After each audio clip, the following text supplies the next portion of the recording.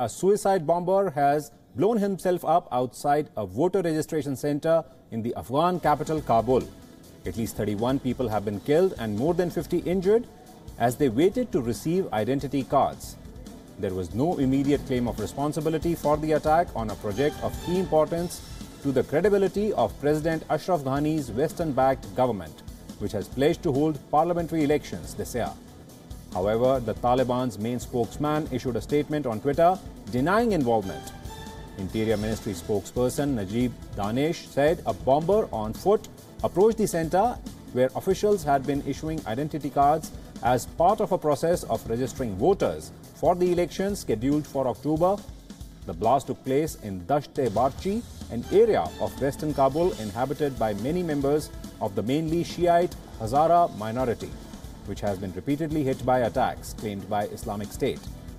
Voter registration centers have been set up across Afghanistan ahead of long-delayed parliamentary and district council elections due to be held in October, and there have been serious concerns that terrorists might attack them. President Ghani has been under heavy pressure from his international partners to ensure the elections are held this year ahead of a presidential election due in 2019, although there has been widespread skepticism that they will take place.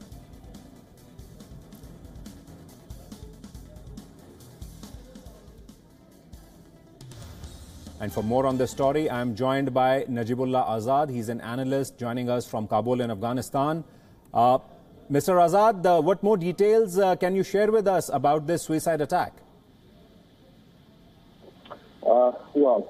Unfortunately, as usual, a very bad attack on civilians, all civilians who were there to make their government democratic, to bring reforms. It was indeed a school where the registration for orders, we will have for parliamentarian elections in about 4 months, and then people are there everywhere to get voting cards so they can cast their votes during elections. So it was all civilians, women, men, young, old, and of course in school, because there was a station for registration, and the school kids. In that unfortunate, that tyranny happened right there sometime around 10 in the morning, and per the recent information that the Health Ministry and Interior Ministry have provided, around 30 plus deaths, and we have more than 50 wounded right now, and that numbers could be increased since there are some serious casualties. There are some serious ones who have been transferred to the hospital, and up to now, no terrorist groups has claimed responsibility, but we know as an analyst, I would say that again, these non-state actors from another state. Indeed, Mr. Azad, and that is what I was coming to next. The Taliban has already said that it was not behind these attacks. So who could be these non-state actors who could be behind today's suicide bombing?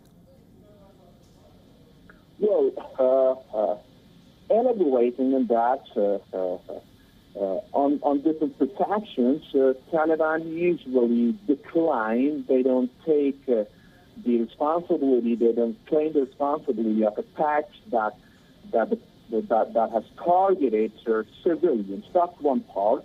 We can still not be very sure that they are not Taliban, but whatever. If they are Taliban or any other group, I would confidently say that these non-state actors are, as usual, they have been trained, they have been provided all the facilities by a state, another state called Pakistan. And there are many factors. Another state like Pakistan would never want a democratic government in Afghanistan. Thank you, Mr. Najibullah Azad, for joining us with your updates and perspective.